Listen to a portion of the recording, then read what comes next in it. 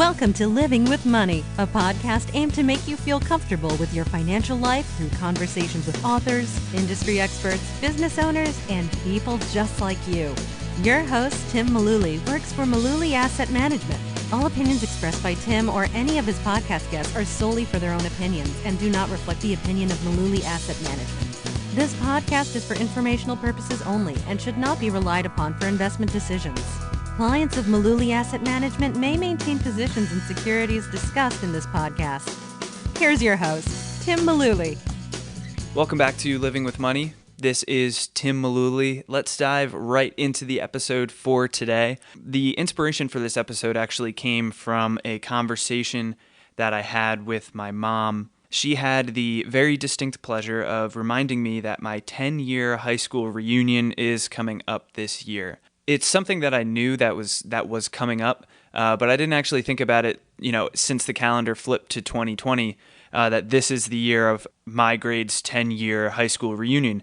It's kind of eye-opening to realize that it's been an entire decade since the Wall High School class of 2010 walked out of the school for the final time, but then again, that's how time works. It's been 10 years since 2010, so here we are. It got me thinking, though. I'm sure if I were to go back and ask high school senior Tim, 17 years old, where he thought he would be financially in 10 years, he probably would have had slightly different ideas than where I actually am today. Not good or bad, just different. So it's kind of interesting to see how things have progressed over these 10 years since high school has ended. And it got me thinking of the reunion, if we end up having one, just thinking about where, everyone who I went to high school with, where we're all at in our lives, what we're up to, especially financially. A lot of us are probably in the same types of situations, and it's a lot different than where our parents were when they were our age or they were 10 years out of high school. So it got me thinking, and I kind of wanted to talk directly to people that are closing in on their 10-year high school reunion. So in this episode, I'm going to kind of think about where I'd say, in quotes, majority of people might be at, 10 years out of high school. Again, that's kind of just a generalization. I understand that everyone is going to be different and everyone's going to have their own situations going on, and not everyone is going to fall into the different categories, but just typically some things that might potentially be going on in your life, and maybe offer some advice or some steps on how to get your finances together so you don't have to lie to people at the high school reunion if people ask how are things going. So most people graduate high school and they're 17 or 18 years old.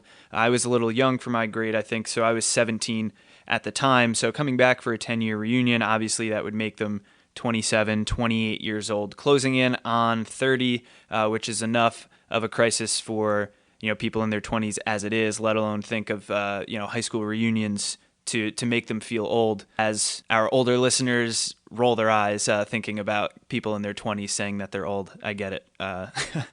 So I don't think that it's very fair to use statistics that are just referring to quote-unquote millennials. You see a lot of headlines and articles written about millennials as a generation, but if you think about it, it doesn't directly apply to the entire generation. Technically, the millennials go from people who are 19 years old today all the way to people that are 37 or 38 years old today. So that's a really big time frame to cover, a really big age gap, and so much happens during those years from when you're 19 to when you're 38. I mean, 19 years old, you're 1 year, 2 years out of out of high school, probably in college or working or doing something. And then 37, 38 years old, a lot of people at that point have either settled down, moved somewhere different, maybe, have a house, have kids. There's so much going on. They're probably, they're right in the prime earning years of their career financially. So just looking over stats and thinking about headlines for millennials to put a blanket over it, I don't think is very fair. To kind of illustrate that point, even more, there was an article that I saw from The College Investor that I'll link to in the show notes. It had some really good statistics breaking down by year a lot of different financials for averages for the millennial generation. According to this article, the average net worth of a 27-year-old today, so that's someone my age, is negative $14,447 versus a 38-year-old with a net worth today of positive $33,173. So that's almost a $50,000 split in net worth between someone who's 27 and who's 37. Both technically are considered quote-unquote millennials. So that's just to kind of illustrate the difference of where a lot of people are at in their lives at their mid to late 20s versus their mid to late 30s. So according to the same article from the College Investor, the average starting salary for someone who is 27 years old, so that means, like me, they graduated high school in 2010. The people in this article are assuming that they went to a 4-year school, so they, a graduated class of 2014. The average starting salary would be $48,127, but at the same time, the average student loan debt of that same person is $29,526. Slightly higher average salaries than, people in previous years, previous generations, but also at the same time, the average student loan debt goes up on the chart that you can check out in the show notes from this article.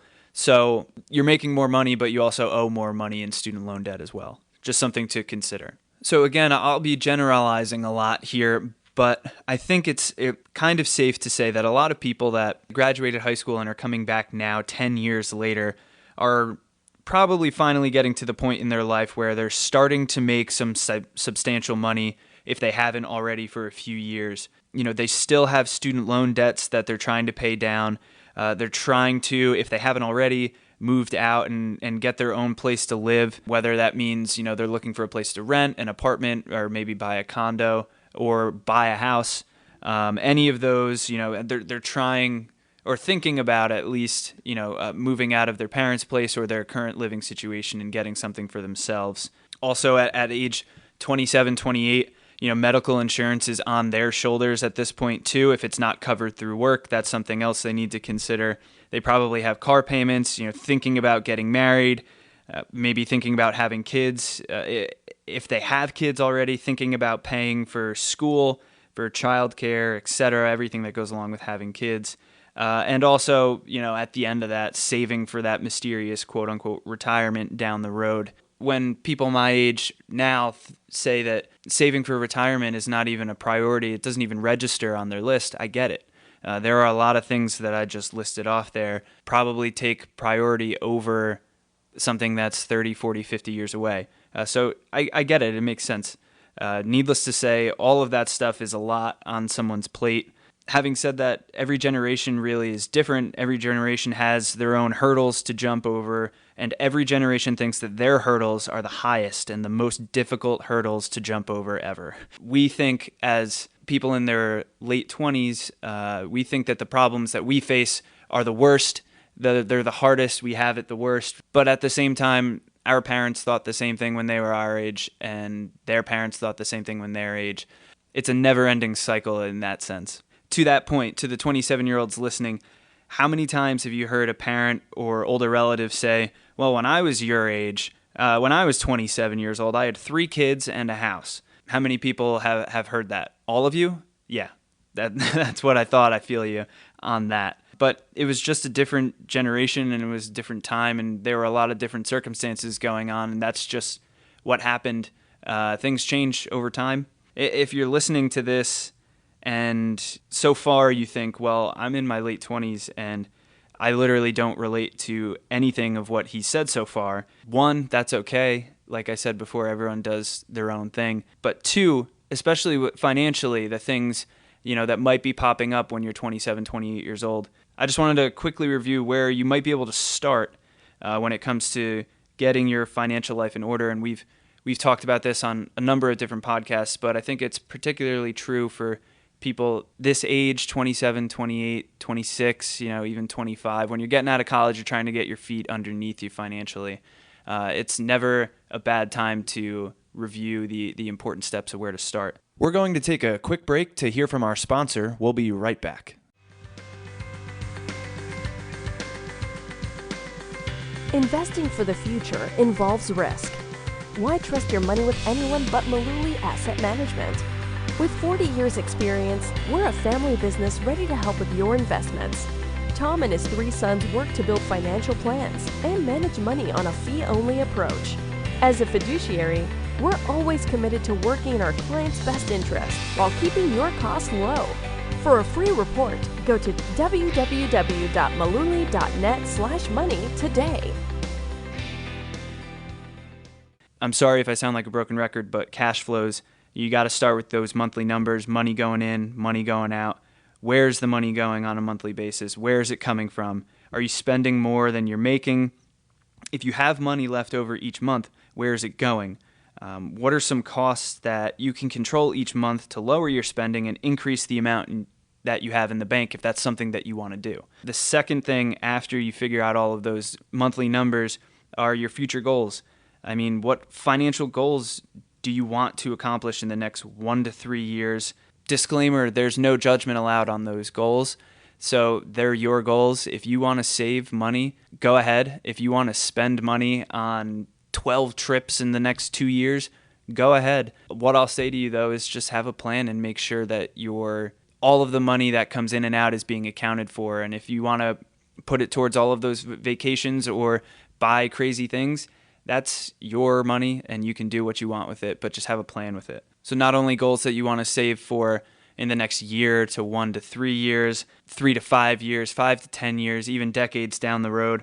Do you want to save for a down payment on a house, like I mentioned before? Do you want to buy a new car? Do you want to buy your own car? Do you want to buy an engagement ring for your girlfriend? Do you want to pay down debt? What are the goals that you want to accomplish? So regardless of how much money you have coming in, I mean, there are ways to save for what you want, or there are ways to spend your money wisely. You can take the blindfold off, so to speak, and actually look at where your money's going. Sometimes it just takes a little time and effort, but there are ways to do it. To just set up those ways to save or determine what you want to spend your money on, because you're working for it most likely, and you want to spend it wisely. It all stems back, though, to that monthly cash flow number that we were just talking about and that we talk about so often here. After you determine those goals, if there is money left over, and you do want to invest some of it, or you've gotten a handle on your cash flows, you've gotten a handle on your goals, you have money going towards all of those. If there's money left over and you want to invest or you want to save for retirement, that's great, and you should definitely do that if that's something that you want to do. Even if it's just a little bit. I mean, every little bit matters when it comes towards putting money away for retirement or for your goals. Some money is better than none. So even if you think it's a tiny amount that's not substantial enough to make a difference, open that account and put that money away. If you're confused about how to do that, about how to get started investing or opening an account for retirement, that's when I think, it'd be a really good time to sit down with an investment advisor or a financial planner, someone that can point you in the right direction and help you, get your feet off the ground in that sense. If you have all of those things going for you, you have the cash flows, you have your goals mapped out, you have concrete ways that you're working towards those goals, and then on top of that, if you're investing, you're saving for retirement, if you check all of those things off your list, and getting back to that 10-year high school reunion, if someone comes up to you and asks what you've been up to or what you have going on in your life, even if there's nothing else at that point that you feel like bringing up, you can at least come off looking and sounding like a normal, functioning adult with ambition and goals. It sounds silly, but just having goals, I think, and having ambition and having a plan of how you're going to get to those goals is very unique in today's day and age. So having that in your arsenal, I guess, when people ask you what you've been up to or what you're currently doing, it goes a long way, and it shows that you have something in your life that you're excited about and that you're working towards. Also, just keep in mind that definition of millennials that I was talking about earlier and how wide of a range that it really covers.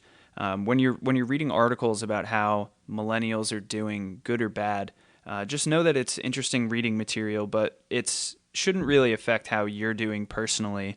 Since it's such a wide range, there's 19-year-olds that are still in college, there's people my age that are 27 still trying to figure things out and get started with their prime earning years in their life. And then there are people that are 37, 38 years old that, are firmly entrenched in their career path and have been earning a lot of money for a lot of time. So there's a really big range when it comes to generations, and don't let it pin you down or don't let it get you overwhelmed. Life moves at its own pace for everyone. And even if none of what I talked about today kind of applied to you, or you're starting from scratch, just know that it's okay, and that it's never too late to get started. I'm talking mostly towards people, like I said, that are 27, 28 years old. Even if you've never started any of what I've talked about today, just know there are plenty of people out there who are getting ready for retirement that still haven't started doing a lot of these things, and they have decades on you in the life experience department. So even if you get started when you're 26, 27, 28, 30, I mean, you're still way ahead of a lot of people out there. So getting started, even if you think it's too late at this point, trust me, it absolutely is not the case. Another thing to keep in mind if you're kind of having a quarter life crisis, getting ready, or you're thinking about, how old, quote unquote, old you're getting, nearing 30, 10 years out of high school. You're hearing from your parents, from your relatives, your aunts and uncles about how they had kids and they had houses and they had all this when they were 25, 26 years old. Every generation is totally different. They had problems from their parents when they were our age, just like we do from them now. And we're going to give our kids a hard time when they're 26 and they're 27. So it happens. Every generation is completely different. We've got enough on our plate to keep us very busy and justifiably overwhelmed at times. Even if you're feeling overwhelmed, that's all right. I mean, it happens. It's happened to everyone. Your parents felt overwhelmed at one point. Their parents felt overwhelmed at one point. It's going to happen. Don't let other people get you down. Just, keep your head down, tune it out, and keep doing your thing, and, make sure that you're staying on the right path for you. Throughout the 100+ episodes of the podcast, we've heard some great advice for millennials and for younger people in general. So I've decided to clip together a couple of the best pieces of advice towards the younger generation that I thought we've heard throughout the show to this point. So there's a couple clips here to kind of wrap up the episode.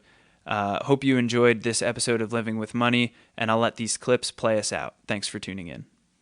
Another one of your posts that I really enjoyed was talking to millennials and how, we want real advice. What are some qualities that young professionals should look for when they're searching for a financial advisor for potentially the first time? This post was inspired by an article that I read actually in Investment News, and it was so spot on. What I say and what I think young professionals should really look for in a financial advisor is someone that is, one, relatable, someone that has a similar perspective as you and maybe have gone through similar stages of life. So you have that shared background to speak to. I know there's a lot of articles out there about how millennials are, resistant to be investors and people can't understand why. And I think working with someone that understands and was there in 2008, 2009 when it was hard to get a job or were trying to go to college and the funds that they thought they had for college suddenly disappeared or dried up.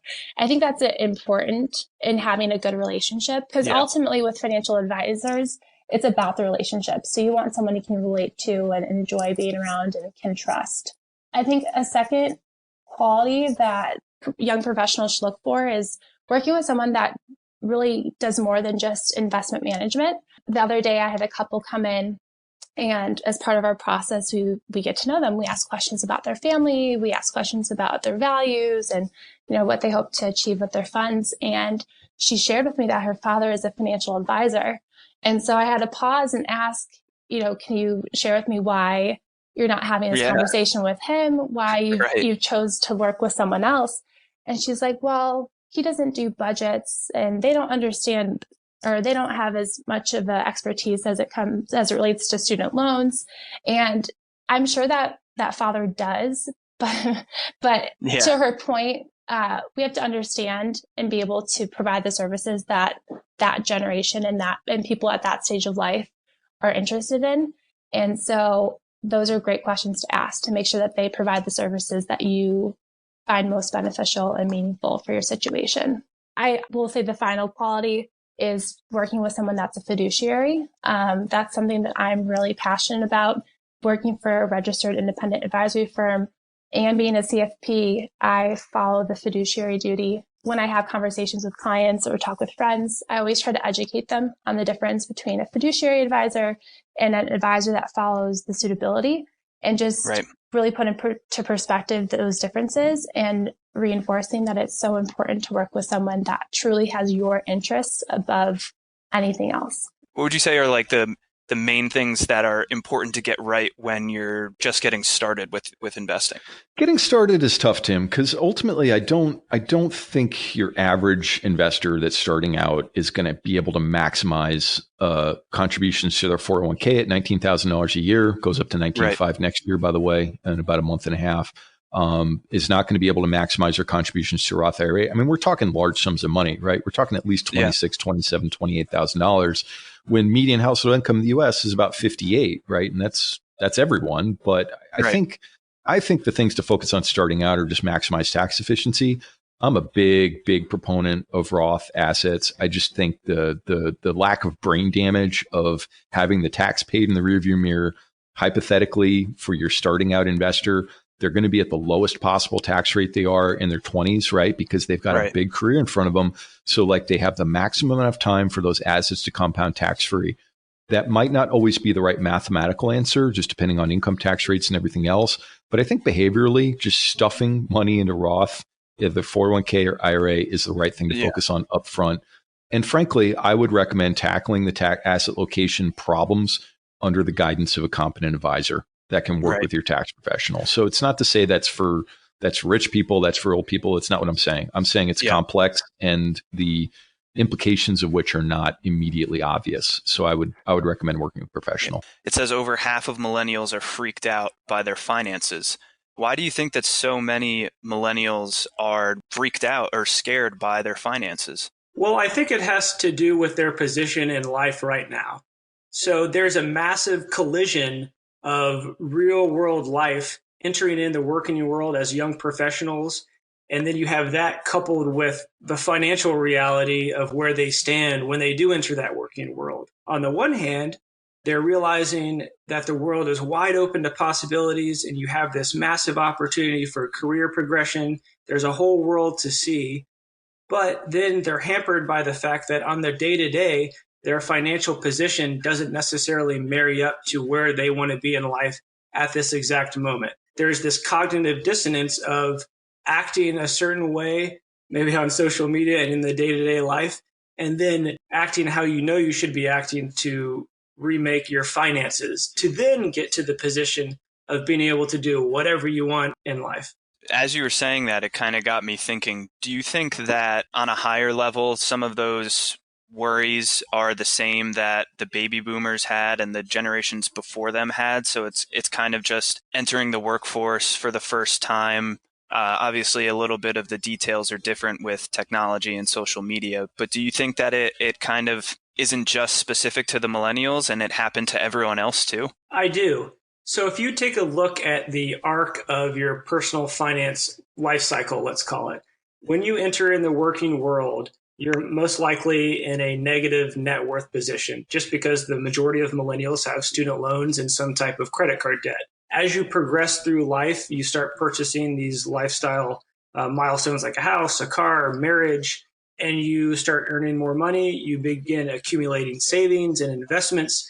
And then that pain of anxiety around your financial position starts to alleviate as you progress through life. So I certainly think it's just a matter of timing for millennials. And my message is that it's simply that. So there's an absolute proven way to get out of this. You're not the first generation to deal with it.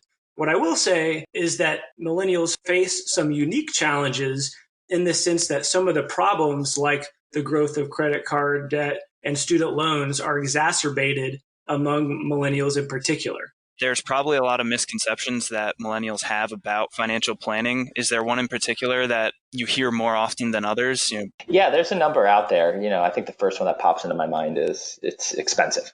I can't afford this.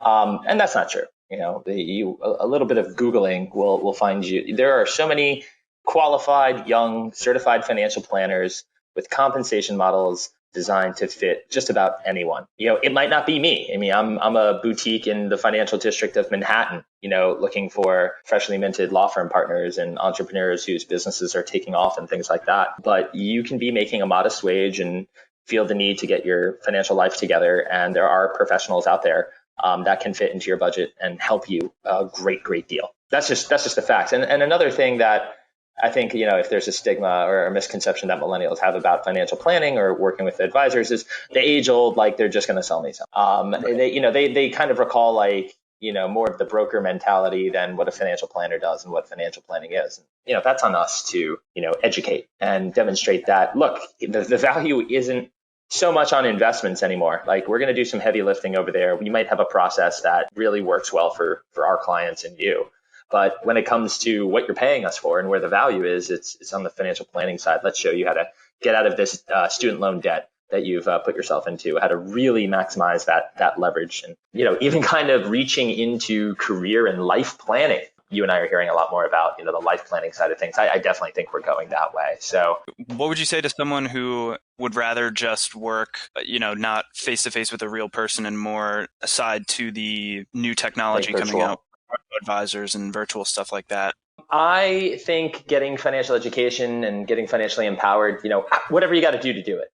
I think there's almost like, I'm at the point at least where shy of getting very depressed over how bad we are at being financially literate in this country or around the world. I mean, it's so bad. I have to say, look, if being a DIYer is going to get you making smart decisions around money and that's your cup of tea, go do that. And you'll save some money. You'll save some money along the way, and hopefully you won't shoot your foot off. Right. If you need help and want to collaborate or just need a little bit of help and, Vanguard's for you, hey, I do have investments. It's super cheap. And I do get to talk to somebody whenever I need to call. After a wait time, right? Throw some shade at them. That could be for you too.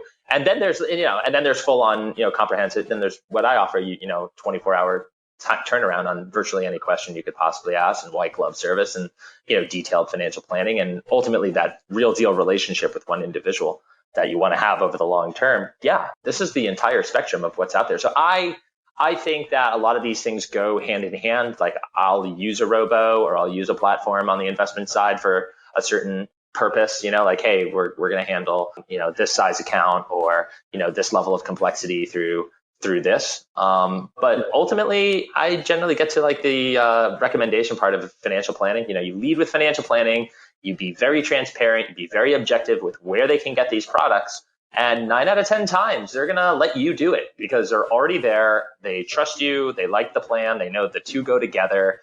And you as the advisor have a lot of control over how that plays out as well. So I'm all for it. I'm all for disruption in technology. I don't think you and I really need to worry about this. I think it's the people who aren't willing to change from the old school brokerage days that should be absolutely terrified. What would you say millennials in general are best at in terms of money and finance?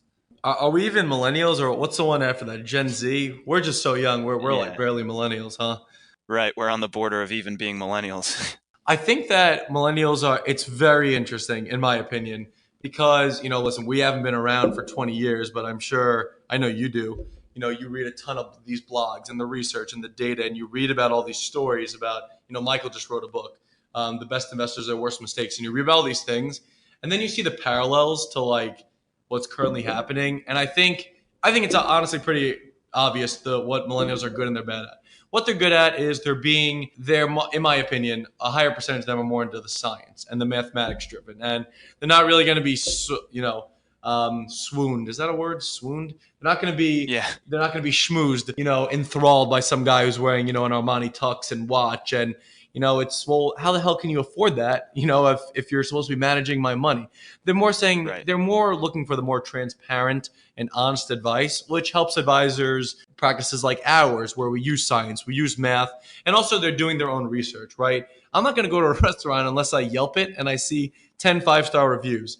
But back in the day, it's like, well, let's just go to this place. Like, my one friend said it was good. Kind of similar parallels to working in finance, where, hey, I use this one broker, he's great, but is he really great? So I think they do their own research and they're more mathematics driven versus, the aesthetically pleasing view of like an Armani suit or some guy who's been doing it for so long. But I think in terms of like what they're the worst at, it's very hard to think and act long term. It just really is. I mean, with all this information nowadays, the Wall Street Journal used to post stuff that happened the day before. Now it's like, if you open the Wall Street Journal from the day before, it's like, I already knew all this stuff. I have a Twitter account. So there's so much information out there that truly being like, think and act long term, this is a 20-year portfolio. It kind of just sounds all like bullshit and minutia, but it really is, right? And I think one thing that's, very obvious, honestly, is, the whole cryptocurrencies. I don't know. Listen, in 5 years, this podcast could age very poorly and Bitcoin could be worth $500,000. But I mean, I just think that, all these millennials who think, oh, the stock market is for old people. It's like, I got to get rich quick with this whole Bitcoin and the alternative coins. And it is so appealing, right? The stock market, own a Vanguard's index portfolio.